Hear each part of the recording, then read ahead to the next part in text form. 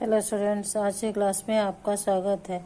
1933 की शुरुआत में हिटलर ने शांतिपूर्ण नीति अपनाने का आश्वासन दिया तथा उसका मुख्य लक्ष्य वर्साय संधि की अपमानजनक शर्तों को खत्म करना और जर्मनी के लिए उसका समानता की स्थिति प्राप्त करना। वह चाहता था कि किसी भी तरीके से 1919 में खोए हुए क्षेत्रों को वापस अपने जर्मनी में मिला लिया जाए। 1933 में हिटलर की जर्मनी ने पुनः सशस्त्रीकरण की नीति अपनाई, अर्थात फिर से उसका सैनिकीकरण किया अपने जर्मनी का, और इसके लिए उन्होंने धीरे धीरे हवाई जहाज, टैंकों व पनडुब्बियों से लैस सशक्त सेना का निर्माण किया। 1935 में हिटलर ने वायुसेना और सेनाओं में अनिवार्य भर्ती जैसी घोषणाएं की, जो सीधे तौर पर वर्साय की संधि की अवहेलना थी।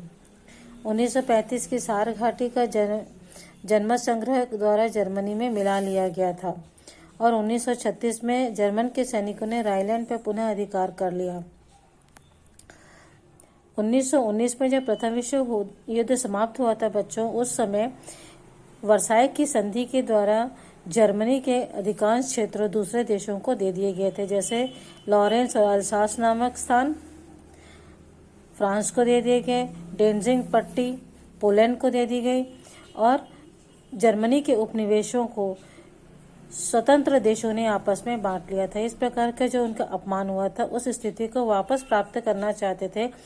इसके लिए उन्होंने इस वर्साय की संधि को तोड़ना अर्थात खत्म करना उन्होंने शुरू कर दिया था, और इसके लिए सबसे पहले जर्मनी ने अपने सैनिक शक्ति को बढ़ाया और सैनिकी का सशस्त्रीकरण किया सेना का। इसके लिए हवाई जहाज, पनडुब्बी, टैंक आदि को अपने नौसेना में शामिल किया, अपनी सेना में शामिल किया। 1935 में हिटलर ने वायुसेना और सेनाओं की भर्ती के लिए अनिवार्य घोषणाएं की। मार्च 1936 में जर्मन के सैनिकों ने राइनलैंड पर पुनः अधिकार कर लिया और उससे पहले 1935 में सार घाटी में जनमत संग्रह कराया गया, अर्थात जनता की इच्छा जानने का प्रयत्न किया गया, और इस तरह से सार घाटी को भी जर्मनी ने अपने क्षेत्रों में मिला लिया। 1936 में हिटलर ने इटली के फांसीवादी शासक मुसोलिनी और जापान के साथ रूस विरोधी समझौता किया और अपनी सेना में फांसीवादी सैनिकों की तानाशाह की मदद के लिए फांसीवादी सैनिक तानाशाह की मदद के लिए भेजा। इस समय उसने यह अनुभव किया कि ब्रिटेन और फ्रांस अभी जर्मनी से युद्ध नहीं करना चाहते हैं, और इसे ब्रिटेन ने जो है वह रूस और अपने बीच अर्थात ब्रिटेन के बीच हिटलर को खड़ा करना चाहते थे, जिसे कि हिटलर की तुष्टीकरण की नीति कहा गया। इसका फायदा उठाते हुए हिटलर ने 1939 में ऑस्ट्रिया और चेकोस्लोवाकिया पर भी कब्जा कर लिया और 1939 के अंत में सोवियत रूस के साथ अनाक्रमण समझौता किया, अर्थात दोनों देश एक दूसरे पर आक्रमण नहीं करेंगे, इसके लिए एक समझौता या संधि की। 1939 में जर्मनी ने पोलैंड पर भी आक्रमण कर लिया और उसे अपने अधिकार में कर लिया।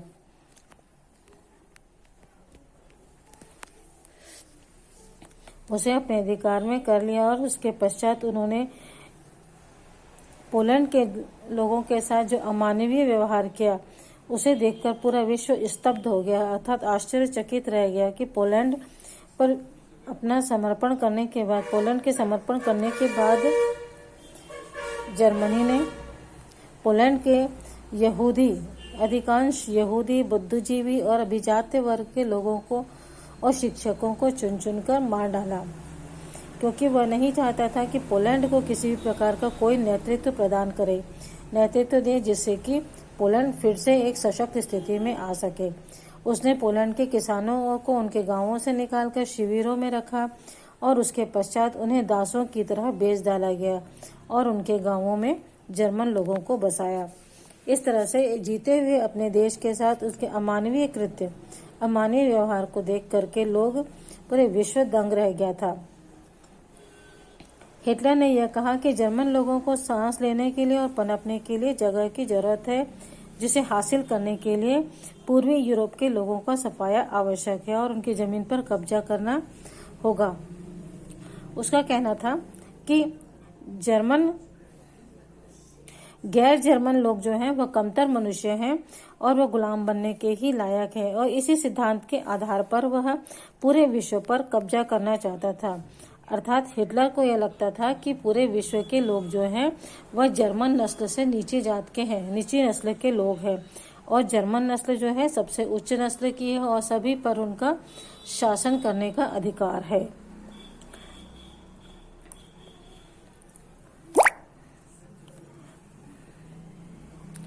इस सिद्धांत के आधार पर ही पूरे विश्व पर वह राज करना चाहता था, अर्थात अपना शासन स्थापित करना चाहता था।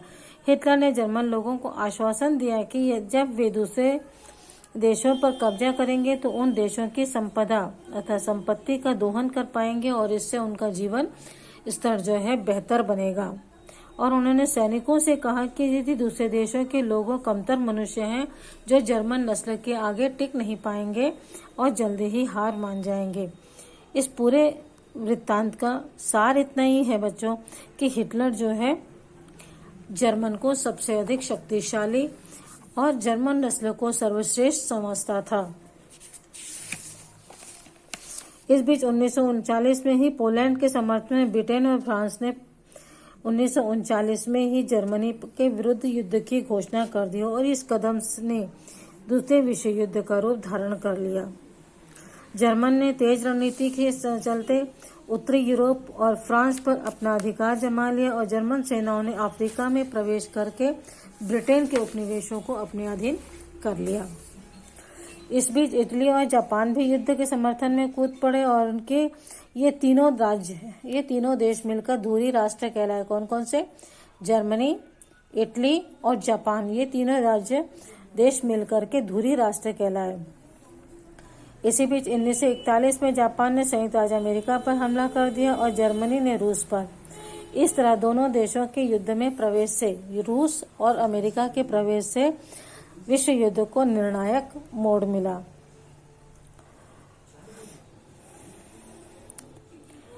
इटली और जापान से लड़ने लगे जर्मनी। इटली और जापान से लड़ने लगे कौन? ब्रिटेन, सोवियत रूस और संयुक्त राज्य अमेरिका, तीनों मिलकर के इन तीनों देशों से लड़ने लगे थे।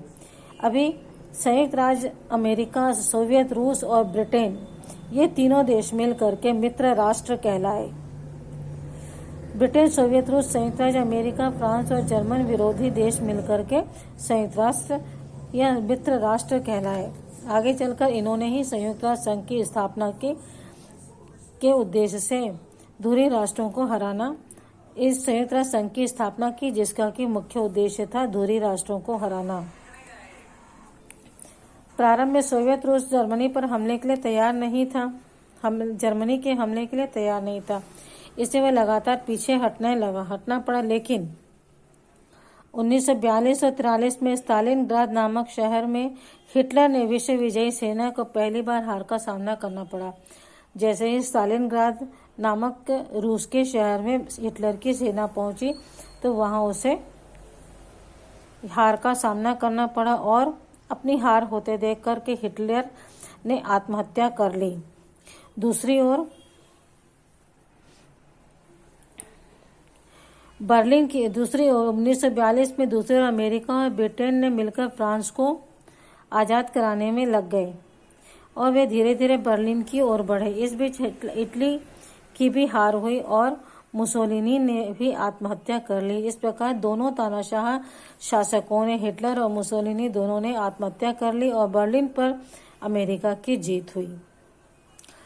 परंतु अमेरिका और जापान के बीच युद्ध जो है समाप्त ही नहीं हो रहा था। इस कारण अगस्त 1945 में बचे हुए धुरी देशों को जापान को मजबूर करने के लिए उसके 2 शहर हिरोशिमा और नागासाकी पर एटम बम गिराए गए और इसके बाद जापान ने आत्मसमर्पण कर दिया। इसके साथ ही द्वितीय विश्व युद्ध भी समाप्त हो गया।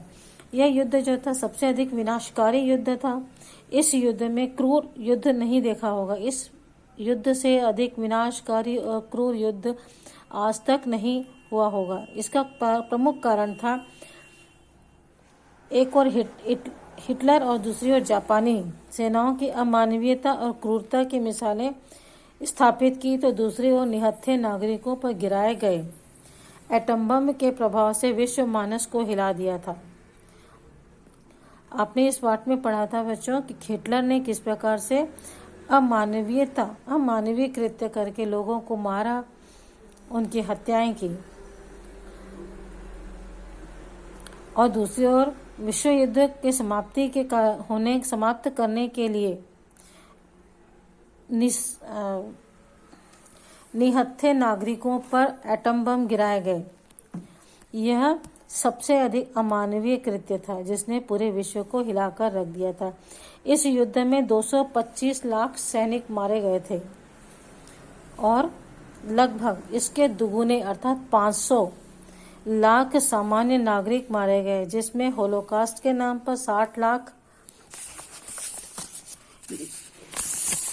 यहूदी और हिरोशिमा के नागासाकी में मरे 2,50,000 लोग भी शामिल हैं। सर्वाधिक मानवीय क्षति सोवियत रूस को हुई। कहा जाता है कि यहाँ पर लगभग 200 से 400 लाख लोग मारे गए, जो वहाँ की जनसंख्या का लगभग 20% थे। इतिहास में बच्चों पहली बार ऐसा हुआ है कि किसी युद्ध में सैनिकों से अधिक आम नागरिक मारे गए थे। इस पाठ के शुरू में मैंने आपको बताया था कि जर्मनी की अर्थव्यवस्था जो थी युद्ध आधारित अर्थव्यवस्था थी। उसका उद्देश्य ही था कि युद्ध हो और इसके लिए उसने अनेक प्रकार के अस्त्र शस्त्रों का निर्माण किया था। 20वीं सदी का पहला 50 वर्ष जो थे वह सबसे अधिक भयानक रहे, क्योंकि इन 50 वर्षों में ही 2 विश्व युद्ध हुए जो कि मानव समाज के लिए सबसे घातक थे। मानव समाज ने जिन चीज़ों को अपने हित के लिए बनाया उन्हीं को काबू नहीं रख सका। उल्टा मनुष्य अपनी इंसानियत ही खो बैठा और हैवानियत की हदों को पार कर दिया। अस्त्र शस्त्रों का निर्माण लोगों ने अपने बचाव के लिए, अपने देश के बचाव के लिए किया था, बल्कि इसका उल्टा ही हुआ। इन्हीं अस्त्र शस्त्रों ने पूरे मानव जाति को समाप्त करने का काम किया और मनुष्य अपनी इंसानियत ही खो बैठा। ऐसा इसलिए कहा गया क्योंकि जर्मनी ने और मुसोलिनी ने जर्मनी में और इटली में जिस प्रकार के अमानवीय कृत्य हुए थे, उनसे यही कहा जा सकता है कि इन देशों ने इंसानियत की जगह हैवानियत को जन्म दिया था। बच्चों इस वीडियो में इतना ही, इसके आगे अगले वीडियो में देखेंगे। Okay, bye.